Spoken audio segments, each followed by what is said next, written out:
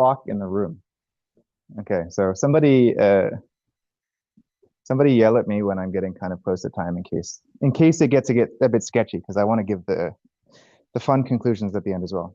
Okay, so yeah, thank you. It's my first time at Queen's, so I'm really happy to be here and to be able to have good conversations with people. I'm going to talk about CMB spectral distortions, which is not what usually people think about when you think about the cosmic microwave background.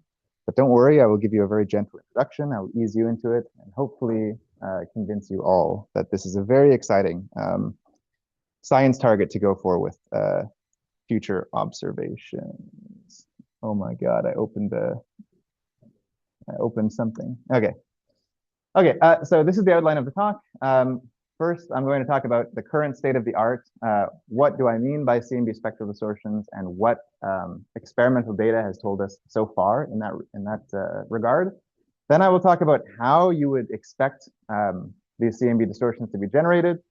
For the theorists in the room who like to play around a little bit with DSM physics, like myself, I'll give a couple of simple case studies of how you can implement spectral distortion calculations into dark photons or dark atomic sectors. But the things that I will talk about are fairly general. So if you have your favorite dark matter model, the things that I say will certainly apply to constraints you can calculate there.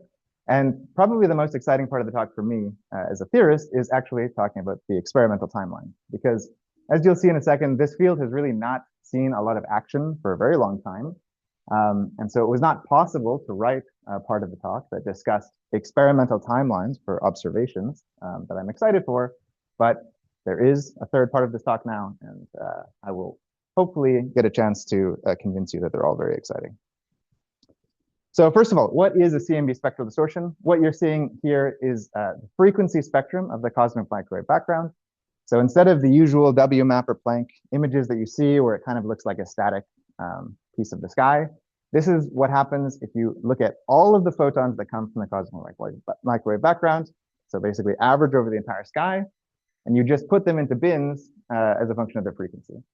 The data that was seen by the Kobe-Firis experiment, which is a satellite that launched in the early 1990s, this plot is from a paper in 1996, is given with these black dots here. And the error bars that are shown on this plot are blown up to 400 sigma, because we are living in an era of precision cosmology, and cosmologists are better than particle physicists. So 5 sigma is not good enough. We do 400 sigma. And you know what? I hope that the rest of the field follows suit. Obviously, I'm lying. 400 sigma is purely for propaganda purposes to show you how good the data actually fits this theoretical curve. So this black curve is the perfect blackbody spectrum given at a temperature of 2.7 degrees Kelvin. So the expression for the black curve is here. And if you look at every single data point, you can basically look for what is the largest deviation that I could expect away from the data. And you find that this measurement back in the 1990s gave you some absurd level of precision of this delta I over I, basically being a perfect black body to roughly 1 part in 10 to the 5. I didn't say it earlier, but I love being interrupted. So please, if you feel like being as rude as possible, I'm here to be heckled. So don't hold back. Maybe I'll regret that, but we'll see. So this is obviously a very exquisite picture of nature. In fact, this is to date, still the most perfect black body that we've ever observed in nature. And based on this perfect observation, you can say, well, if I was to expect some type of a deviation from this perfect black body shape, I can't have it be more than this delta I over I of roughly 1 part in 10 to the 5. And in spectral distortion science, we usually translate this into constraints on a couple of parameters that we call the mu distortion and the y distortion, whose amplitudes from this data are very closely related to the amplitude from this delta I over I. And I'll describe in detail why we care so much about these specific mu and y type spectral shapes, but they're just deviations in a very particular way when you play with the photons across the spectrum. So this was results in data from 1996. These are still the most recent results in the field. This measurement has not been done again since the 90s. And I think that that's a darn shame. And I think that, you know, if it was the most perfect black body we ever measured, and there's physics that we could possibly uncover with smaller distortions, that we should, of course, go and hunt for these things. So you can imagine 1996, the world was very different. The internet was just blossoming. Technology was starting to become advanced. We did not have smartphones yet. Technology has advanced a lot. And as a result, the instrumentation people tell me that the possible improvement in these mu and y-type spectral distortion parameters from a next generation satellite that you would have to send into space to look at these things would get you orders of magnitude improvements in basically the perfectness of the blackbody curve. So normally in cosmology, experiments are motivated by claiming factors of 2 or 5 or 10 enhancement over current data. But with spectral distortions, because it's been so long, we're really talking about what could be a transformational measurement, getting us extremely deep into an understanding of the spectrum of the universe. Yes?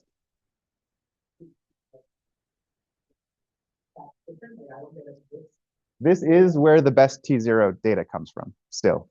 So if you were to take a fossil or PIXIE type experiment and measure the black body to orders of magnitude better improvement, then you also improve the error bars on T0 by a similar factor. So for example, some of the lambda CDM parameters, their uncertainty is largely governed by the uncertainty on T0, which can also be improved too. So that's definitely a target also of being able to understand how perfect this black body shape actually is. And a reasonable question that people can ask me, and ask me all the time, is, well, Bryce, we know that the early universe was very hot and very dense. Why would we expect anything other than a perfect black body? I mean, that's what thermalization does. It takes you to this highest entropy state. And I would say, you're right. If you find distortions in the spectrum, what that generically will imply is that at some point in the universe's history, there was some non-thermal injection or extraction of energy. So either something happened to the electrons that was not thermal, or entropy, something happened to the photons themselves that would have to source that distortion. Thankfully, there are actually targets within the standard model. I'll show a few of them. But the holy grail that we will look for is called the silk damping mu distortion, and it sits at a level of roughly 2 × 10⁻⁸, which is within the detection capability of a next generation satellite. And of course, there are no shortage of BSM physics models that can also produce, in principle, very large distortions. And there are many models of dark matter, for example, that still have their strongest constraints coming from spectral distortion, from an over 30-year-old measurement at this point. So the longevity of the data that we collected back then cannot be overstated. So there are targets. You're about to learn about them, so stay tuned. Okay, so now if I take you to thermodynamics 101 and I ask you the question, well, if I have a non-thermal spectrum, how does it get thermalized? So imagine I have this perfect black body and I inject a spike of energy or photons into that black body. It will interact with the plasma and it will try to smooth itself out. In cosmology, how does this actually work?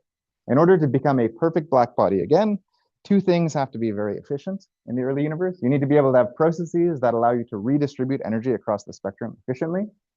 And you need to be able to create and destroy photons basically at will, because a black body is this perfect balance between energy in your spectrum and the total number of photons. Thankfully, the universe is expanding, as far as we know, maybe slightly differently, depending on how you feel about DESI results, than we expected. But at the pre-recombination epoch, we think we have a fairly good understanding of how things are going on. And the best part about an expanding universe is that just because a particle physics process was efficient at very early times does not mean that it's going to be efficient at late times. In dark matter theory, there's this notion of freeze-out redshifts, also in the standard model, but maybe it's more familiar to people in the dark matter context. And basically what you do when you look for these freeze-out redshifts is you say, well, I can calculate the interaction rate of a process. I compare it to the expansion rate of the universe. And when the interaction rate drops below h, the expansion rate, so these interactions just don't really happen very efficiently on cosmological timescales, and therefore become inefficient at performing certain operations in the universe. So at the highest redshifts that I'll talk about today, redshifts above 10⁶, for reference, for those who don't know, the cosmic microwave background is released at redshifts of 10⁵. All of these interactions are very efficient. And these are the lowest order interactions that basically allow you to fully thermalize a spectrum. So Compton scattering allows you to do a very efficient exchange of the energy across the spectrum. And then double Compton and Bremsstrahlung both allow you to either create or destroy photons depending on how you flip these diagrams. So at very high redshifts, if I have this spike that I inject into my blackbody spectrum, it will perfectly smooth out and it will create a new blackbody with a slightly higher temperature. This, unfortunately, is not really an observational test that we can perform because T0 is not a priori something that we know what it should be. It's kind of a 0-point energy level. And so we can't get a whole lot of information from these extremely high redshifts, and that kind of marks where the onset of spectral distortions can occur. So at redshifts slightly less than 10 to the 6, in this case between 5 times 10 to the 4 and 10 to the 6, the number changing interactions freeze out, but Compton scattering is still extremely efficient. So if you go through and you solve the Boltzmann equation where these processes don't happen, but Compton does, what you actually find is that the steady state solution is no longer a Planck spectrum or a blackbody spectrum, but it turns out to actually be a Bose-Einstein spectrum, which is defined by two numbers. It's temperature and a chemical potential, usually written as mu. So this is why we call it the mu-type distortion, because if you have this injection of energy, it will try and smooth out across the spectrum, but what the spectrum will actually go to will be something that is not Planckian anymore, but some Bose-Einstein shape with a very small mu value called the chemical potential. At even lower redshifts, Compton scattering can start to become inefficient. And then if I produce this spike, it will just have a few residual Compton interactions that tend to push it towards what is called a Y-type spectral distortion, which is named that for more historical purposes from the Sunyaev-Zeldovich effect. But suffice to say, there's still a characteristic spectral shape that I'll show you in a second that can be produced by having these injections at even lower redshifts. And post-recombination, these things can also happen. They're a little bit more complicated, so you should think of these as kind of in the pre-recombination limit. Okay, so this is the cartoon picture that spectral distortion people see when they look at the history of the universe. We're all pretty confident that the Big Bang happened because we're in this room right now having to suffer through a spectral distortion talk. So we're all pretty confident that happened. Inflation may have happened. The temperature era is this redshift above 10 to the 6, where injections or extractions of energy will shift the global temperature of the CMB, but this is not necessarily something that we can observe. And then in this entire red region are the evolution of the universe that is sensitive to the production of spectral distortion. So initially you have the mu era at the highest redshifts. Truly primordial distortions will come from the mu distortion. And then between the mu era and the Y era that I was telling you a second ago, you have kind of this transition regime, which is extremely important. Because if you inject this spike of energy in this mu Y era, the actual spectral distortion you produce is not just a superposition of a mu-type distortion and a Y-type distortion. There's also additional residuals in the spectrum that you can use to fully reconstruct the time dependence of whatever energy or entropy extraction or injection you have in your system. So this allows you to do very important model discrimination. It makes it, in some senses, more powerful than things like delta and effective, which are truly integral constraints on cosmology. So I think that's super cool. At recombination, you actually form recombination lines. So when hydrogen and helium recombine, in the same way that when you look at a galaxy and you see these spectral lines with particular shapes, you can infer the properties of those galaxies. These spectral lines, this cosmic recombination radiation, can allow you to gain a very impressive handle on exactly the microphysics that was taking place at recombination, which is not necessarily something that we understand extremely well. Of course, recombination happened. We know roughly the redshifts, but the actual details of the process are encoded in these recombination lines. And then at late times, you have this Y distortion that can be sourced and searched for using a variety of different techniques. And the Sunyaev-Zeldovich effect is, for example, one way in which people have used the Y distortion to find clusters of hot electrons at high redshift. So some distortion science has kind of been utilized so far, but not in the sky average monopole sense. Okay, now for a slide that looks scary, but is not that scary. If you actually want to solve the thermalization problem in a somewhat simple way, you can use a Green's function approach, which basically says that the spectral distortion that you produce is related to the relative energy injection of a particular process times the Green's function, which is basically the spectral response. So that's what's plotted on the y-axis here. Anytime you see it above 0, what you should think is, okay, these are regions of the spectrum where I have an excess of photons relative to a black body. And whenever it's less than 0, you should think this is a part of the spectrum where I have a decrement of photons. So if I inject things at very high redshifts, each of these curves correspond to a particular redshift between 10 to the 3 and 5 times 10 to the 6, then what I can plot is how the spectra actually responds to this. So at the very highest redshifts, what happens is my spike that I initially injected will smooth out into this shape. And if you add this temperature shift shape to a blackbody spectrum, what you get is a blackbody at a slightly higher temperature. So this just moves the blackbody from, say, T1 to T1 plus delta T, which is not observable. But as you go to smaller redshifts, so for example, at 3 times 10 to the 5, the actual response to your spectrum gets stuck in this very interesting shape. So the peak of the CMB typically lies right around here. So what that means is that if you have an injection of energy at this redshift, you will find an excess of photons in the Wien tail and a decrement of photons in the Rayleigh-Jeans tail. And if you do it at even lower redshifts, your spectrum basically moves to this Y-type shape, which if you kind of stare at it for a second, you can convince yourself that if I started with a spike and I allowed more scatterings to spread out this line, then the Y distortion eventually goes to a mu distortion. And then if the number of changing interactions are efficient, the mu distortion can also go to this temperature shift spectrum. So these are what the individual distortions would look like if you search for it in CMB spectrum data. I kind of like to think of this as a rotation in the space of spectral distortions. So you always start with this fully non-thermal state, which can be anything. It's whatever your model produces. Your first few Compton interactions push you towards this Y distortion shape. If you have many, many Compton interactions, you become a mu distortion. And then if you have this efficient number changing interactions, you become fully thermal again. But the important part of this cartoon drawing is that the arrows here are unidirectional, which means that if I start for some reason, this is called foreshadowing. If I start for some reason at the mu distortion state, regardless of the redshift that I'm at, there's no way for me to go back to a Y distortion because a Y distortion is less thermal, let's say, than the mu distortion itself.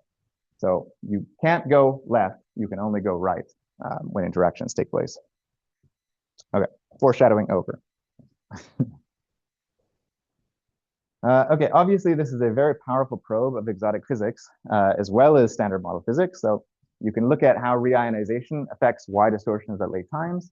I'll discuss a little bit about the silk damping in a second, and then the recombination lines I also mentioned a second ago as a very interesting probe of exactly how recombination takes place. If you're interested in DSM, then there's literally hundreds of different models that can produce spectral distortions because it's actually very easy to disturb a perfect thermal state. I mean, almost anything that you do, especially if it's with a dark matter particle, which is not thermal itself, will completely screw up your spectrum.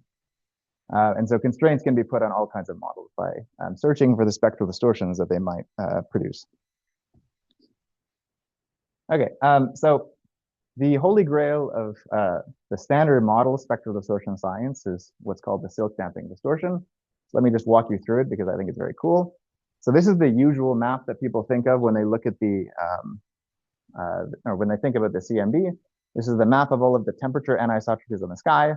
If you take this map, you take the 2-point correlation function and Fourier transform it, you produce what is known as the power spectrum.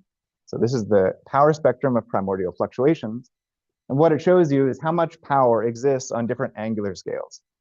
Okay, so the larger this L is, the smaller between two modes you're actually looking at, with the largest modes being, comparing, patches of the sky that are extremely large with each other.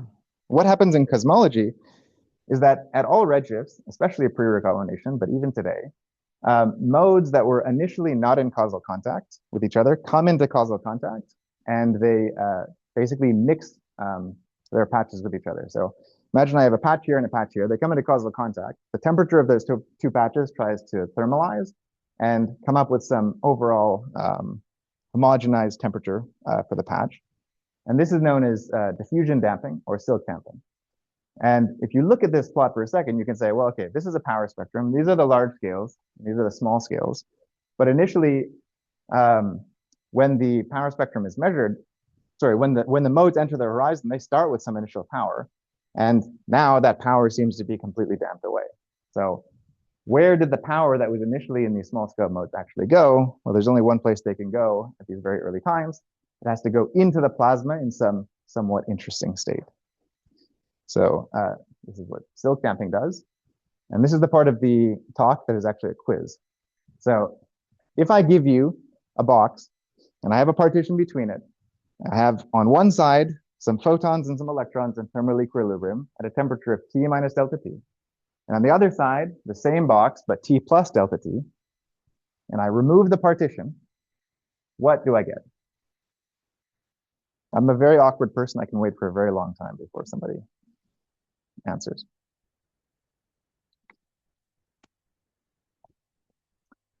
Okay, well, I have a lot to get through, so I can't actually wait forever.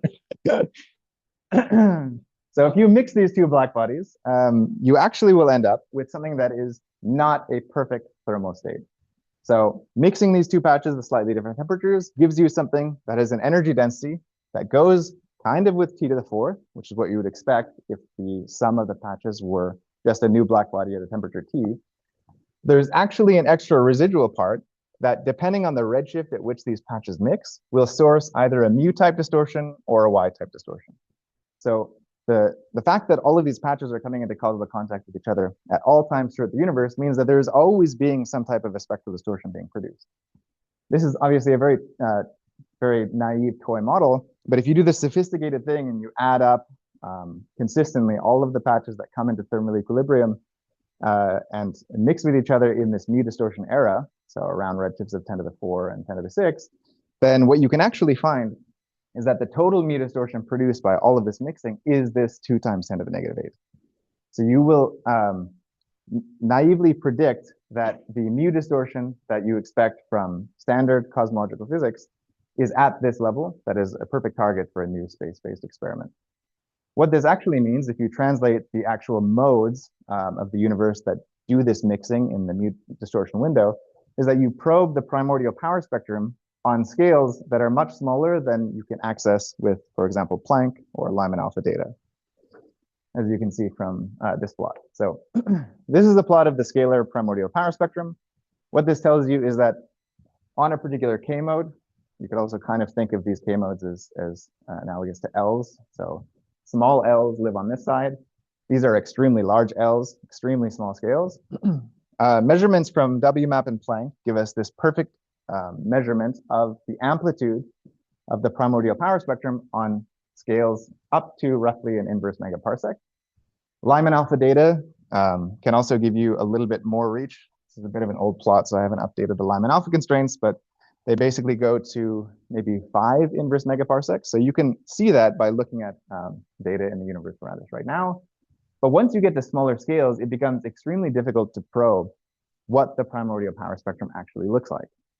One of the handles that people like to play with are primordial black holes, for example. So if you've heard of these before, this is when a very overdense patch can enter the universe, it collapses into a black hole. And you can try and search for observational constraints of those black holes at later times because they persist forever unless they evaporate. But in order to get a PBH, you need to have an enhancement from what we measure down here all the way up to this line here, which is a very large enhancement. So you need some type of interesting model. But right here, you see that there are distortion constraints that are still the best in the world from Kobe-Firis on what the power spectrum at least can't do on these scales.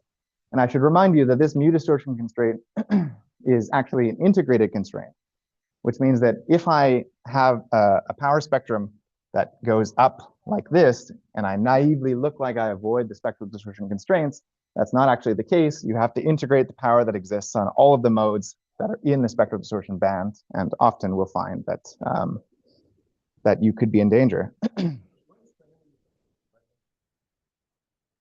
On this side of the limit? Yeah, so this side of the limit is the smallest scales. So these are the patches that basically mix and dump their energy at the damping scale right at redshift of 2 times 10 to the 6 in this case. So if I go here, for example, then patches of the universe.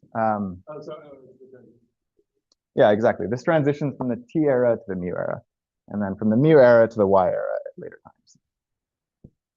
times. I should also mention that if you put constraints on this, like I've plotted here very foolishly, the constraints are basically by assuming I have a delta function of power at every single point, because it's kind of difficult to show integrated constraints on a plot like this. And it looks like fossil. So this next generation experiment would miss the expected standard model line of this nearly scale invariant spectrum of primordial perturbations. But if you actually integrate the power over all of these modes, you find that it produces this 2 times 10 to the negative 8, which is in fact in the range of sensitivity for an experiment like this, and is the main science target for space-based spectral distortion experiments. So if you have a suggestion on how to show this better on a plot, I would be very open to this, because this disclaimer is a bit annoying to have to say every time. But yes, you can definitely hit that target with fossil.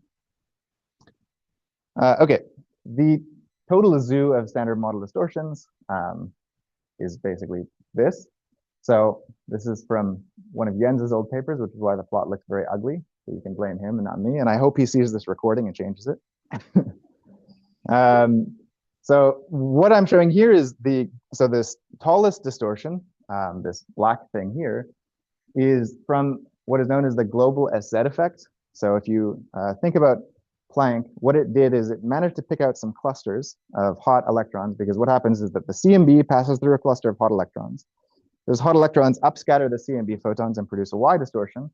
And the very limited frequency bands of Planck were designed such that they can see these Y-type distortions, but they can't see anything else really from the spectral distortion side of things. And if you take a sky average of all of the clusters that we've seen so far with Planck, then you get a global amplitude of roughly Y of 10 to the negative 6. So this is just below the Kobe-Firis constraints, but a perfect target for a lot of future experiments.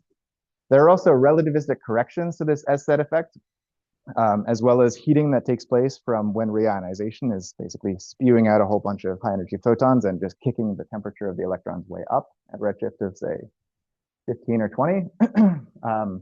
That's shown in these kind of purple contours down here. The silk damping distortion I just mentioned to you is what it exactly looks like is this red curve. Don't worry about this black curve down here. This cooling effect is not actually that exciting. But the cosmic recombination radiation is very interesting. So it's all of these spectral features here, similar to how you would see a spectra of a galaxy if you were looking at it through a more traditional telescope. So each of these peaks in the recombination lines tells a different story about exactly the physics that was taking place at recombination. And one of them is accessible by the sensitivity that Fossil is claiming, which is very exciting. Yeah. Yeah. That's so I mean, it's not above the background, but yes, this is the Balmer peak of the CMB of the cosmic recombination radiation.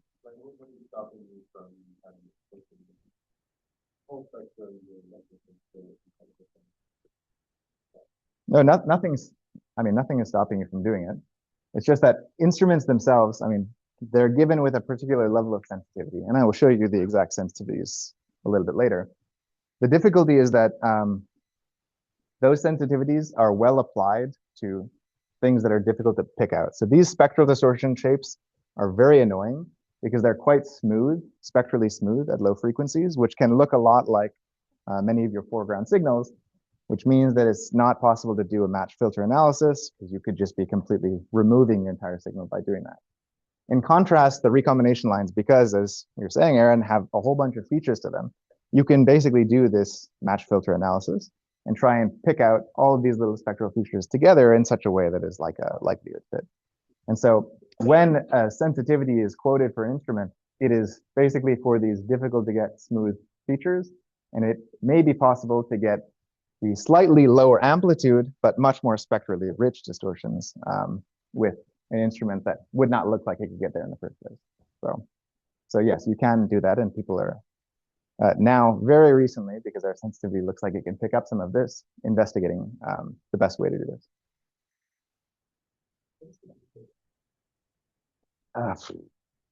Jens learning how to use matplotlib. I don't know. I really hope he sees this. I mean, this was probably in 2016. This was probably like a PIXIE level sensitivity for the very first iteration of the PIXIE experiment. But yeah, it's not labeled. So anyway, so don't worry about the horizontal line. Okay, so we're leaving the realm of the standard model for probably the next 10, 15 minutes. Does anybody want to say any last goodbyes before I go into dark photon land? Yes.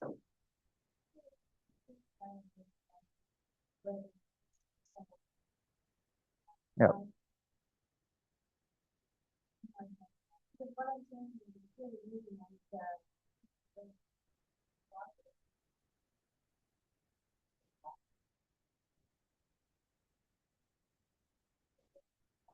You mean for the SZ effect?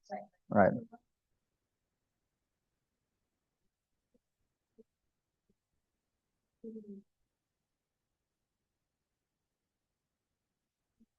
So the angular, yeah. So the angular resolution of our beam is uh, so this is recorded, right? It's not fine resolution. It's yes, it's a 2-degree Gaussian equivalent. So that helps us in some sense because it smears out some of the noise that we could be seeing from other sources. But when searching for, so that's why we put these kind of global targets as part of our experimental validation as well, because we couldn't pick out these little SZ clusters if we wanted to. I mean, our resolution is just way, way, way, way too large to be able to properly do the foreground subtraction of each individual one. But we can do this full census of the SZ clusters by first searching for this. So for example, maybe Planck missed some that are just too faint to see from their instrument calibration, but we could see them just by doing this accurate full census of what the Y distortion should be from actually counting everything without having to see any of it individually. But yeah, so this foreground removal technique for the SZ clusters is probably not a very useful path forward for this instrument specifically. Because you need, yeah, you need a large beam on the sky to have enough integration time and scan the entire sky enough to get deep enough to see the sensitivity in the first place. So.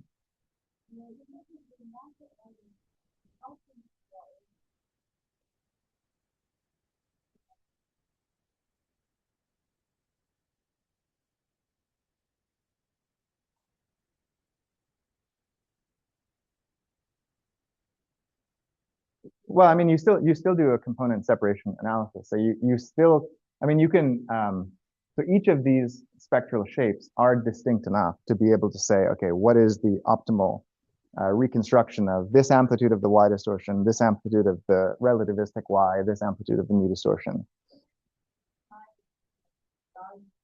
Yeah.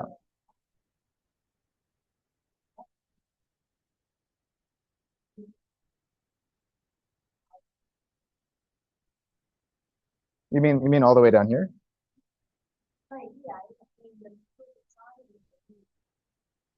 I mean, believe me, the size of the distortion is the least of our worries when it comes to seeing these things. The foregrounds are orders of magnitude brighter than this, and we do need to understand them and subtract them in the proper way.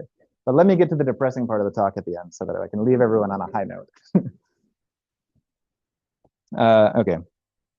So now let's talk a little bit about dark photons. So this will be a case study in how you can use spectral distortion data currently from Virus and possibly future data from PIXIE fossil or some other experiments that I will also talk about in the third part. So in this scenario, so in the dark photon scenario, generally the physics that you're trying to describe is you have the standard model, which consists of all of the pieces that we know and love, plus you add an additional U1 gauge symmetry, which is the symmetry that electromagnetism follows. And with that comes a new gauge boson known as the dark photon. So that's what this Lagrangian is trying to basically show to you, is that you have a photon given by this F mu nu, and you have a dark photon given by this F prime mu nu.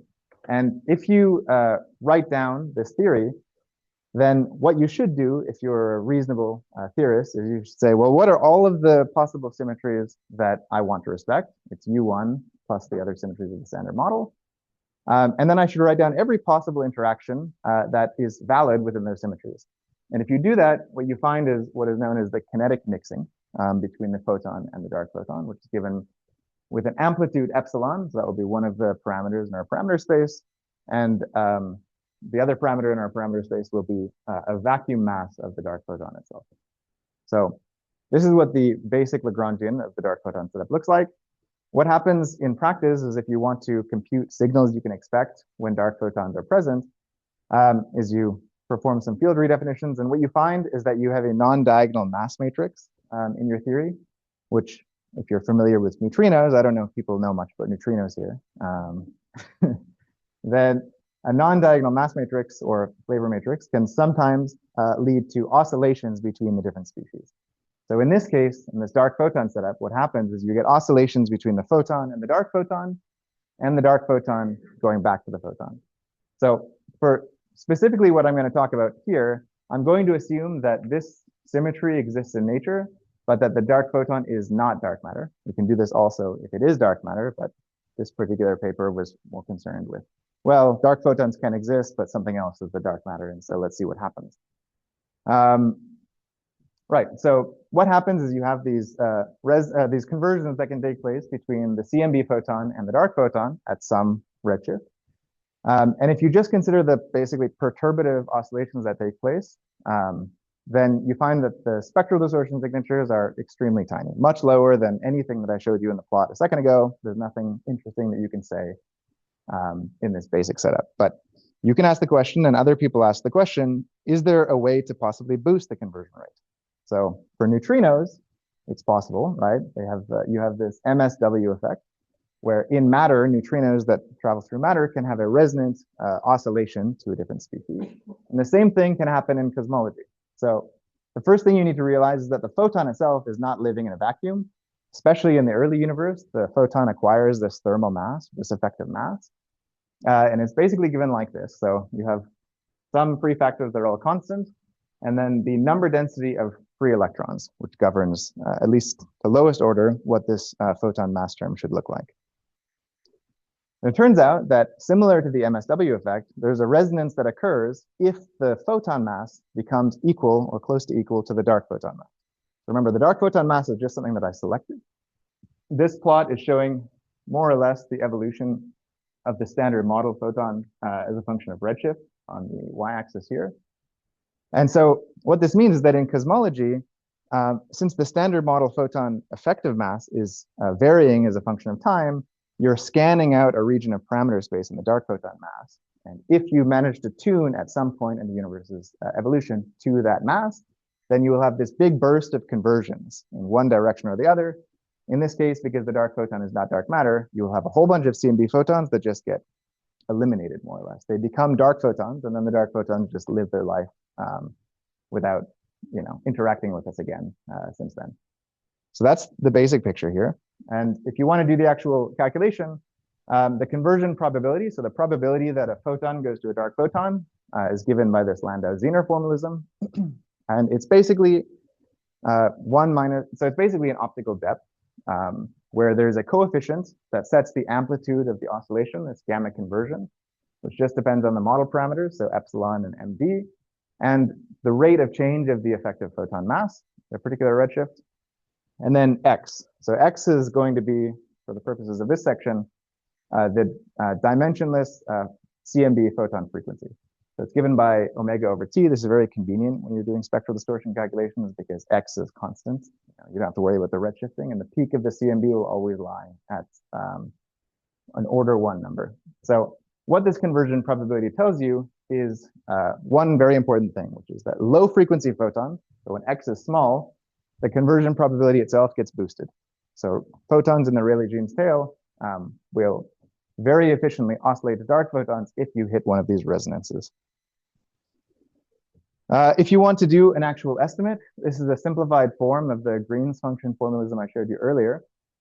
Back of it, the envelope calculation allows you to basically say, well, the mu distortion that I expect is going to be given by the relative energy extraction term given here, relative to the CMB energy density at a particular redshift, minus the relative entropy extraction term, which is given by this expression here, times this J mu, which is a window function that will basically just pick out your redshift range to be between like 10 to the 4 and 10 to the 6. So in the past, people had only considered the energy extraction term for reasons that are unknown to me. The entropy extraction term is extremely important to consider, particularly in this case, because as I mentioned earlier, blackbody spectrums are these beautiful balance between the number of photons that you have and the energy that those photons have. So if you take entropy out of the spectrum, then you totally change what whatever is left in the spectrum can thermalize into. So it must be considered. There's a small caveat that maybe I will skip in the interest of time, but it's basically that not every photon frequency contributes to the entropy term. So this is the blackbody spectrum as a function of this x variable, and at very low frequencies, it is always efficient to produce and destroy very low frequency photons through Bremsstrahlung, basically. Free absorption and emission is efficient. So if I take photons out of this extraordinarily low energy tail, then they will be replenished, and you don't have to worry about them contributing to the entropy extraction. But this doesn't actually affect anything in the calculation. It's very important for 21 centimeter cosmology, and I have a whole nother talk that I can share with you when you invite me back next time. So, so we can talk about that later. So if you go through this calculation, your spectral distortion, this is the occupation number, delta n, is given by the blackbody spectrum times the conversion probability. What you find is that, as I said a second ago, the conversion probability is more efficient in the Rayleigh-Jeans tail at low frequencies. And so the delta rho over rho term and the delta n over n term can be computed as a function of just the model parameters. And what you find that might be obvious to you immediately is that this term is bigger, well, technically more negative than this term. What this means is that the entropy extraction term that was neglected in the past actually dominates the total spectral distortion that is produced. So what people had basically found in the past was that these dark photon conversions give you a negative mu distortion with some number that doesn't matter in front in terms of its amplitude. But in reality, because you're taking so much entropy out of the Rayleigh-Jeans tail, you get something that is a stronger amplitude distortion, but also completely flipped in sign. So this is a very important point. So we put constraints on the absolute value of mu with spectral distortion experiments. But if I'm looking frequency bin by frequency bin, I can absolutely distinguish between what a positive mu distortion would be and what a negative mu distortion would be. So the sign of the distortion is incredibly important if you actually want to do model discrimination. So that's an important point.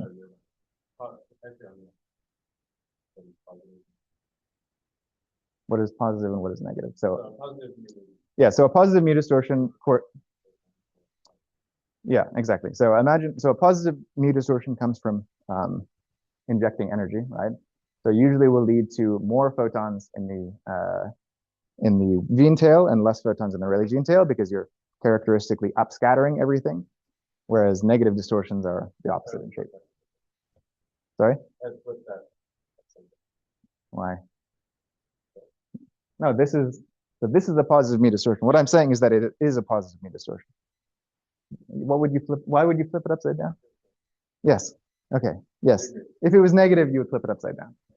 Okay, so this is the exact shape of the distortion. You can find it analytically as well, which is very cool. And the only thing I really want to share with this plot here is that this is a characteristic Y distortion, this red curve. The blue curve is a characteristic mu distortion, so some normalized amplitude, and then I just say, what is the spectral shape of the Y in mu distortions?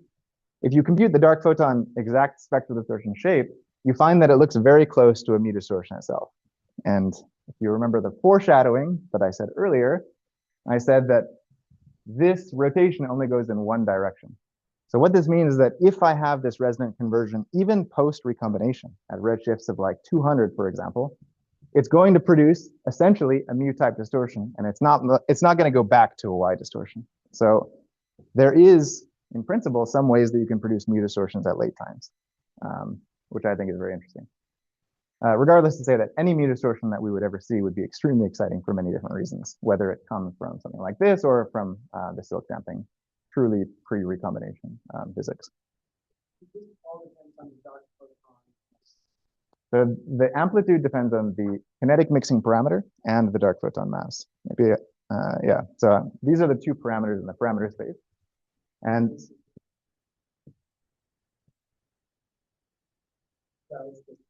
oh yeah, exactly. Yeah, exactly. So no, I mean, I should pay you for giving me exactly the next slide that I was going to say. So the range of parameter space that you can constrain with these dark photon scenarios is very broad because you scan many orders of magnitude in photon standard model thermal mass as a function of redshift that produce distortions. So what you scan is basically from a dark photon mass of 10 to the negative 5 eV all the way down in principle to 10 to the negative 12, which is essentially what the thermal mass you would expect today would be. Now, this is, again, one of these very disappointing plots where it looks like we didn't do anything because the red curve is the old energy extraction only constraints. And the blue curve is basically what we did to improve these both analytically and numerically. But the real power is coming in the fact that the sign of the distortion is flipped. So our constraints are stronger by a factor of 1.5, woohoo. But the sign of the distortion is properly characterized, which is very important.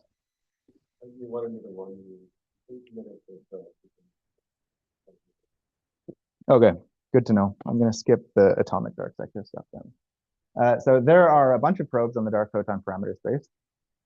This is, you know, a very popular target for people to look for. And probably there's people in this room who have contributed to many of these different things. Just to broadly separate this, there are bounds that come from stellar cooling, more or less. So you produce dark photons and that energy just gets away. Those don't care about the fraction of dark matter that's in dark photons. Any of the constraints in the blue here require that all of the dark photons are dark matter. And then in the red, again, these are these gamma to dark photon conversions. So these, again, don't care about the fraction of dark matter. And so that work that I just showed you is basically improving the constraints there, which are the leading bounds because you can't apply these constraints to these models. Okay, so dark atoms are very cool, and I'm happy to talk about them later. I want to talk briefly about the experimental prospects. So there are 4 experiments that are going to be giving us spectral distortion or spectral distortion adjacent data in the very near future. Sorry, 2 in the very near, 1 in the very near, 1 in the very near future, 2 in the near future, depending on how old you are, and 1 in the far distant future or not that far future, depending again how old you are. So I'll talk about each of these very quickly. So from the ground, there are 2 experiments, one called TMS and one called Cosmo. TMS is the Tenerife Microwave Spectrometer. It's in the Canary Islands, and its goal is to observe the Rayleigh-Jeans scale of the CMB. So again, the peak of the CMB is around 200 gigahertz. So this is maybe an order of magnitude redward of the peak. And its main science goal is to follow up on this radio synchrotron background. So ARCADE2 and the LWA have detected that there may be some excess of photons in the deep, you could say, Rayleigh-Jeans scale of the CMB. This is probably going to put the nail in the coffin, depending on which side of the argument you want to believe. But they are going to be taking data in the very near future because I mean, I was there in November. I went in the clean room. I contaminated everything. And they said, oh, Bryce, it's going to be another 3 months now until we can install it. But it's been 3 months, which means that they must be installing it now. And in the next year or 2, they're going to have data for us to look at and play with. So that's coming in the very near future. The Cosmic Monopole Observer is an Italian-led collaboration that is looking in more traditional CMB bands here.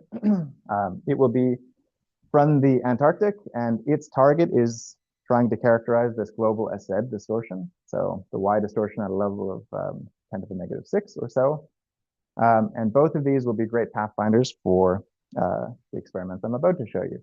I have to warn you, this experiment has a horrible logo. I really am disturbed by this logo, and I, until very recently, have refused to put it on my talks. I'm about to show you, but I'm giving you fair warning in case you want to just cover your eyes for maybe 2 minutes, and then I will say you can open your eyes again, okay? So, last warning.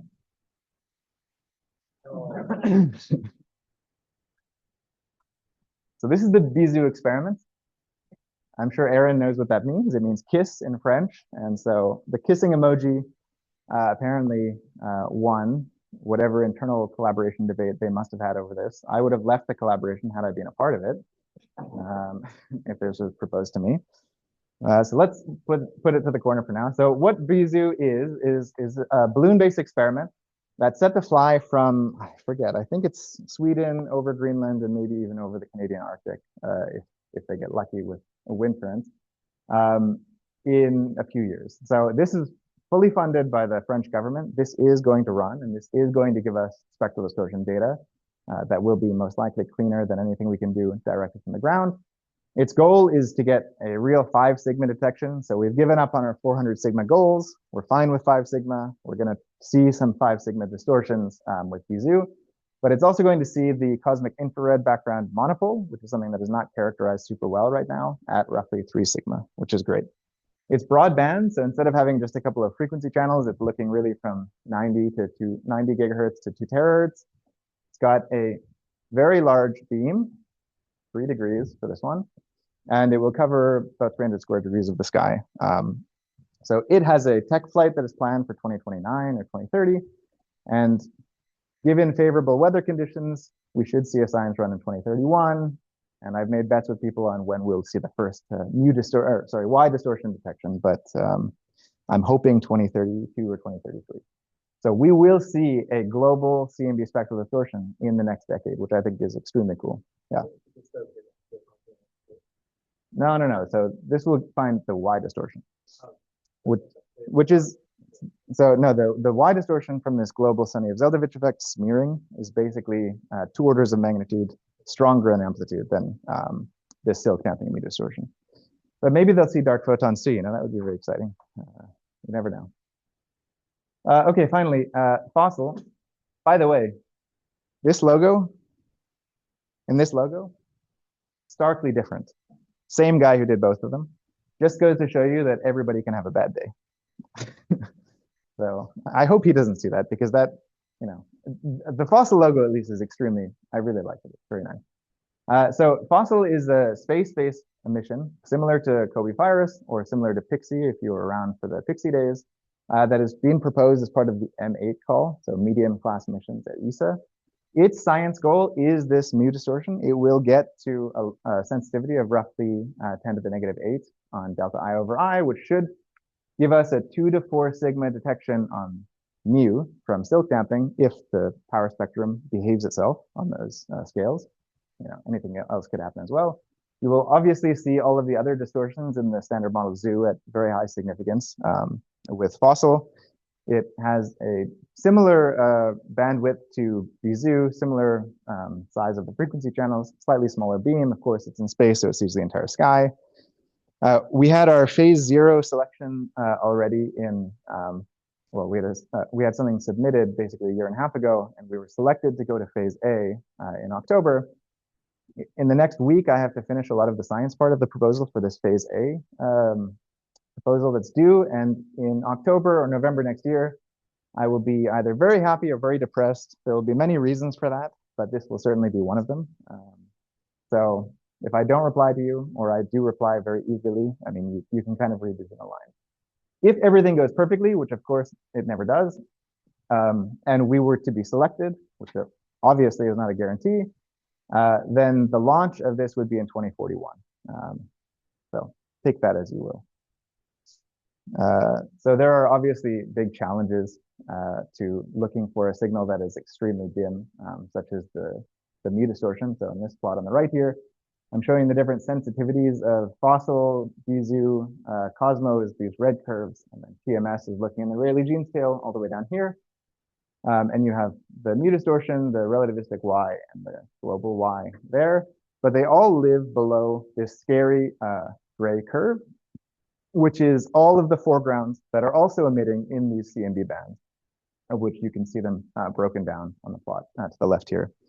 So the biggest challenge for these types of measurements is that this is an absolute measurement as opposed to a differential measurement. So Planck, for example, looks at different points in the sky, and it can subtract those different points, which reduces a lot of the systematics and foregrounds that could be the same in different directions. So you can beat down the noise much more efficiently. But when you do an absolute measurement, when I'm actually looking for the value of T0, for example, I need to understand each of my foregrounds at the same level of sensitivity that I want to make this detection. So the real challenge is going to be a good characterization of each of these things. This is exactly why Fossil goes to these very high frequency bins. There is not much of a spectral distortion to be seen above 1 terahertz. You're very deep in the Wien tail, but you can see that the peaks of these galactic dust and cosmic infrared background emissions are around there. So to properly characterize those spectra, which you absolutely need to do to properly subtract them, when you're looking for the distortions, you have to go to these high frequencies. So Fossil is designed to try and get these types of backgrounds very efficiently in the same way that it's trying to search for these distortions, but absolutely that's going to be a challenge. But I mean, all of physics is a challenge, so we should not take that as a reason to stop. Okay, so just to speed through this, this is the roadmap at a glance. You have TMS coming online basically now. Cosmo and BZoo will be giving us data early 2030s, let's say. And then provided these exclamation marks go away, as in we are selected, then we would have some type of a space-based instrument that would be giving us great data in the early 2040s, let's say. There are also large ESA missions that have indicated that spectral distortions are a target of theirs. That's in the 2050s, so maybe I've been depressing enough for the end of the talk. But if you're planning to stick around until at least 2050, then this is something you could also get excited about. Trying to eat healthy, sleep better, so that I can make it for those missions as well. So just to conclude, I really think spectral distortions are cool for a huge variety of reasons. I mean, we have great standard model targets. We have literally hundreds of DSM physics that we can also search for, and that Kobe-Firis is still providing the leading results for. That would be very, very exciting to target as well. Probably most exciting for me from the funded perspective is that because of BZoo, and probably the combination of Cosmo and BZoo, we are going to have this first ever global spectral distortion detection in the next 10 years, upper limit. So we will be able to, put a check mark on our list of things we've observed about the universe that we have not observed yet. So I think that's extremely exciting. And I think that type of momentum for this field is going to hopefully propel us to a space mission and allow us to really get the orders of magnitude improvements that the technology would allow us today. So thank you very much.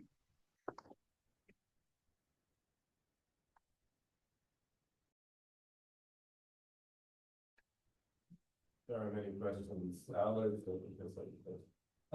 so your discussion about the dark photon was all sort of on the premise that it wasn't dark matter? Yes. How do your constraints and just like general That's a good question. considerations change if it is dark matter? So these constraints, so where did the hack is?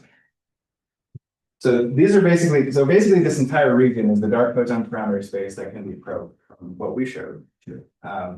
It also probes in this regime. It's just that there are other constraints that are stronger than us. That's why I didn't say we improved things here. Because the same range for the standard model photon also exists. So if this, for the dark photon being all the dark matter also exists. So the distortion constraints also live in this space for dark photon, dark matter.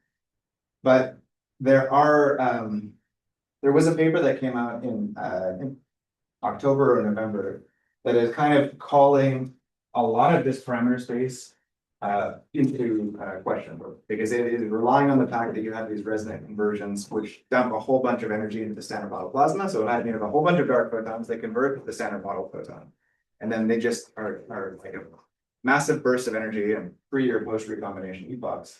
And this resonant process that I was describing to you, it is claimed that the resonance cannot be sustained when you convert in that direction. So whether or not the dark photon converting to standard model photon constraints are valid is a very open topic right now. But yes, so to answer your question, the spectral distortion constraints from dark photons converting to standard model photons exist. They're in this blue blob, but they're not, well, there's some regions that they are the leading constraints, but that's not what we were considering in our paper. Yeah, sure. This is a very naive question, but so you showed all those bounds for these, upcoming experiments. Yeah. Could like an upcoming telescope, like for instance, CCAT Prime, help with any of this? Or how does a telescope like CCAT Prime compare to all of the other ones? Because that's like the big next sub-millimeter facility that's coming online in Chile.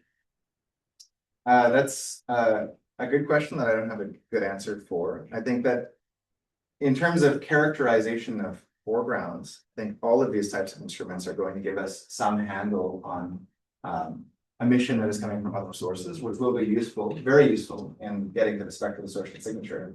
But 7mm is not the same as CMB frequencies, and so the distortions themselves really live most of their life right around the peak frequency of the CMB itself. So once you go too far into the Wien or the Rayleigh-Jeans tails, it becomes very difficult, especially if you're only looking in like a smooth part of the spectrum, to distinguish it from any background sources. So you need to have frequency fidelity, especially around the peak of the CMB. Otherwise, a detection certainly would be possible. But characterization of things that we are absolutely going to need to take into account to get to the signal for fossil, for example, it would be very helpful for that, for sure. Maybe one last quick question. I mean, If Everybody can ask it at the same time. can you think of the mu and y distortions in terms of YLMs? And I mean, I guess that gets into S set effect. But is there sort of something interesting in thinking about it that way? I mean, if you had a map of mu or Yeah, so of course, so this gets to the heart of what Jens is working on right now, which is anisotropic spectral distortion experiments. Not experiments, sorry, I should not even say the word experiments, because we are many lifetimes away from, I think, detecting that. So there is interesting theory work to be done in that direction, because of course, if you have some type of localized source of energy injection, particularly around recombination or just after recombination, you are going to create maps of mu, not mu, y in that case. At higher redshifts, it maybe is easier to say, well, unless you have some very weird source that occurs like in an extremely rare patch in the universe, it's going to happen enough that the homogenization will make it look more or less like global distortion.